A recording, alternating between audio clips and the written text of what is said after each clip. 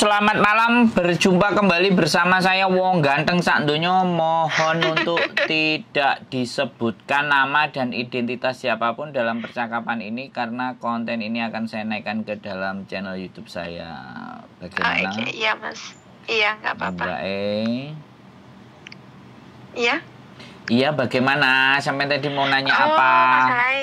Oh iya, Mas, saya dulu kan pernah tinggal kerja di Hong Kong. Udah lama ya, 10 tahunan. Nah, itu paspor saya tuh pakai data apa ya? Waktu 10 tahun yang lalu kan datanya kita masih belum pernah pergi ke luar negeri. Jadi paspornya itu pakai data palsu gitu kan. Tapi saya dari dulu tuh belum pernah bikin KTP Indonesia, dan sekarang saya di Indonesia mau proses ke Hong Kong lagi, pengennya kayak gitu. Terus solusinya ini gimana kalau mau cari paspor, karena untuk saat ini kan paspor saya udah kadaluarsa, terus KTP Hong Kong saya juga kebetulan juga udah kadaluarsa kayak gitu. KTP Hong Kong nggak ada yang kadaluarsa, Mbak? Ada, punya saya ada, Mas. Ya iya, nggak kadaluarsa. Expired, udah expired. Nggak ada kadaluarsa, Mbak. Itu kalau paspor iya, kalau KTP enggak. Hong Kong nggak kadaluarsa KTP. Bisa dipahami nggak? Oh iya, tapi kok ada tulisannya expiry date? Ya berarti itu yang sudah lama sekali. Sebenarnya nggak ada. Makanya nanti sampean. Itu udah lama. Nah, data sampean Hong Kong itu nggak akan berubah dan tetap itu. Nah, kalau sampean bisa membuat KTP Indonesia seperti data di Hong Kong itu, baru sampean nggak akan kena masalah di sini. Oh gitu. Kalau sampean nggak bisa bikin yang sama kayak itu, tapi sampean samakan dengan data sampean yang di Indonesia sekarang, masuk ke Hong Kong, sampean begitu bikin KTP kena data ganda. Oh gitu. Jadi solusinya nih, kalau seumpama saya pakai data yang sama di Hong Kong lagi ya Mas ya. Nah itu nanti kalau saya balik ke Indonesia kayak gitu, udah seumpama udah nggak ada keinginan lagi untuk kerja di Hong Kong, kalau saya bikin KTP lagi di Indonesia pakai data yang asli, bisa nggak? Ya silahkan. Kalau sekarang saya silahkan. Bisa ya? Silahkan, Bisa. Mbak. Tapi saya ini menjelaskan dan mendudukkan persoalan satu dulu. Hong Kong. Oke, itu tujuan sampean kan di Hong Kong, kan? Karena sampean tadi ngawalinya adalah palsu, bener nggak? Iya. Nah, itu kan kesalahan. Iya.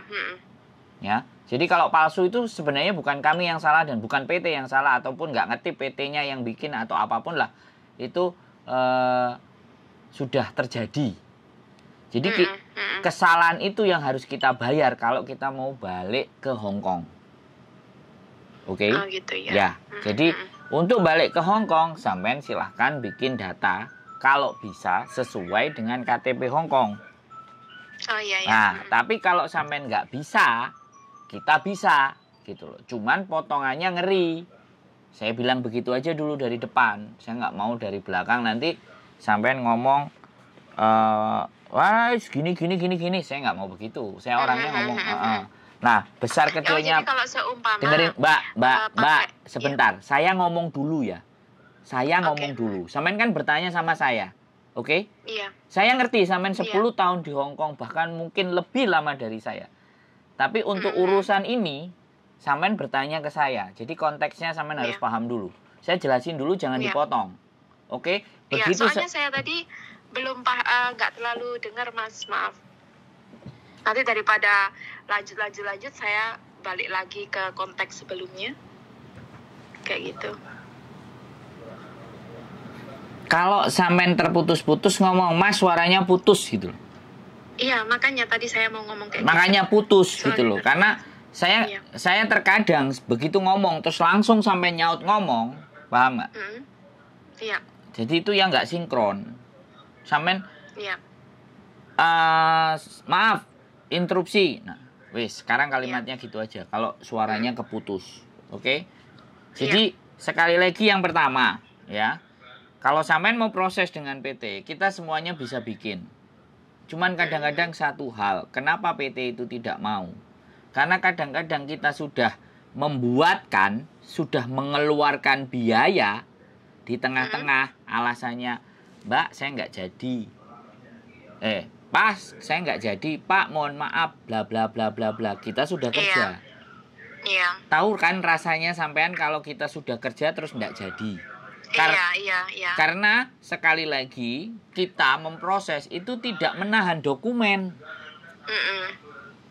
Gitu loh. Karena sebenarnya proses penahanan dokumen baik sponsor, baik PT itu melanggar hukum, Mbak. Iya. Tapi kalau nggak dibegitukan, anak-anak itu kau-kaucan. Iya. Seenaknya sendiri. Nah, disitulah makanya kenapa kadang-kadang agent, kadang-kadang PT yang bleset satu orang semuanya disamakan, bakal bleset. Makanya untuk antisipasi pakai cara-cara begitu gitu loh, Mbak. Bisa dipahami nggak? Iya. Iya. Nah, sekarang kalau sampai mau proses dan itu harus ke Hong Kong, pastinya harus disesuaikan dengan data di Hong Kong. Kalau sampean bisa bikin sendiri itu jauh lebih bagus. Jadi kalau sampean bikin sendiri dan bisa dan sesuai dengan KTP Hong Kong, maka saya garansi dan saya jamin semua PT pasti nerima sampean. Oh gitu. Jelas. Tapi karena ini sampean yang punya masalah, jadi tidak semua PT bisa membuat seperti apa yang sampean mau atau membuat sebagaimana mestinya. Makanya di situ PT saya pasti akan meminta nilainya yang potongan pastinya akan lebih gede dibandingkan anak-anak yang normal yang data semua sama. Begitu ceritanya. Wih, sekarang giliran sampean ngomong. Udah paham sih. Nah, enak tuh. Kalau aku ngomong kan enak. Iya. Nah, ada lagi kira-kira yang mau sampean tanyakan? Nggak ada. Cuma itu aja tadi. Soalnya bingung aja. Sekarang mau ganti paspor kan. Saya pengennya balik ke Hong Kong. Terus nanti kalau sudah saya ganti pakai paspor yang datanya ganda kan saya nggak tahu karena saya kan masih belum berpengalaman pakai data ganda kayak gitu. Tapi kalau sekarang udah jelas lebih baik nggak? Nah, apa ya, sesuai yang data di Hong Kong ya udah nanti prosesnya kayak gitu. Nah, gantian saya lagi ya. Kalau paspor sampean masih hidup, maka dan itu sama KTP Hong Kong sampean yang sama. Nah, baru sampean order. Bisa nggak bikin KTP yang disesuaikan dengan paspor? Nah, bilang aja kayak gitu, ya kan? Atau yang entah nggak tahu lah sampean bagaimana caranya ke Disduk Capil minta dibuatkan KK yang datanya sesuai dengan paspor Hong Kong. Nah, kalau kakak sudah mengeluarkan data sampean dari paspor Hong Kong dan sama dengan paspor Hong Kong dan KTP Hong Kong itu valid dan nama itu Pak sampean pakai sampai nanti balik Indonesia. Oh gitu. Iya, tapi kalau misalnya sampean nggak bisa melobi atau ngatur di Disduk Capil ataupun lembaga pembuatan dokumen di Indonesia harus tetap sama semuanya seperti aslinya. Nah, di PT kami membuatkan yang memang untuk di Hong Kong. Jadi nanti kalau sampean pulang pakai data yang Indonesia, kalau mau di Hong Kong ya data yang sudah dikasih itu. Tapi PT kami biasanya tidak memberikan ke sampean data yang kita bikinin. Gini Mas, jadi kalau seumpama Masnya ini PT-nya bisa bikin paspor gitu ya? Sendiri? Atau saya yang cari sendiri? Nah makanya, kan saya tadi bilang, saya ulangi lagi ya. Semuanya tergantung sampean. Oh, kalau lewat Masnya, potongannya lebih banyak gitu ya? Yes. Oh gitu. Kalau bikin jadi nggak bisa di ini, Mas, maaf ya, nggak bisa di nominalkan atau nanti lewat pribadi aja? Tidak bisa. Soalnya saya bukan yang melakukan. Oh gitu. Jadi dan setiap PT itu pasti ada koneksinya dengan imigrasi. Iya.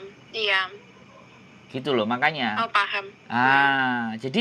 Jadi dari situ Mbak yang harus, dan sekali lagi pengetahuan ini tidak hanya saya berikan buat sampean, tapi karena ini di channel YouTube, saya juga ingin menyampaikan ini kepada teman-teman. Iya, soalnya banyak juga kasus yang seperti ini. Tadi Iya. saya lihat-lihat di YouTube juga kayak gitu. Nah, Ada yang banyak bingung. Saya sendiri juga cuma lihat di YouTube, kurang cocok sama pengalaman saya, karena banyak orang itu yang udah punya KTP sedangkan saya nggak punya KTP kayak gitu. Jadi Belum pernah sekali bikin lagi, KTP di Indonesia. kalau dengerin konten saya, memang kalau tidak bisa mengambil konsep intinya, maka akan yang seperti yang sampean sampaikan, gak enak kalau nggak tanya sendiri, karena kasusnya nggak serupa. Tapi kalau secara prinsip, sekali lagi secara prinsip semuanya sama. Yang jadi bukti dokumen adalah ketika kita non-X itu nggak apa-apa pakai data Indonesia semua, non-X satu. Tapi ketika kita sudah X, itu tidak bisa kita menggunakan data yang tidak sama seperti yang di Hong Kong. Nah, itu yang jadi masalah saat ini di Hong Kong.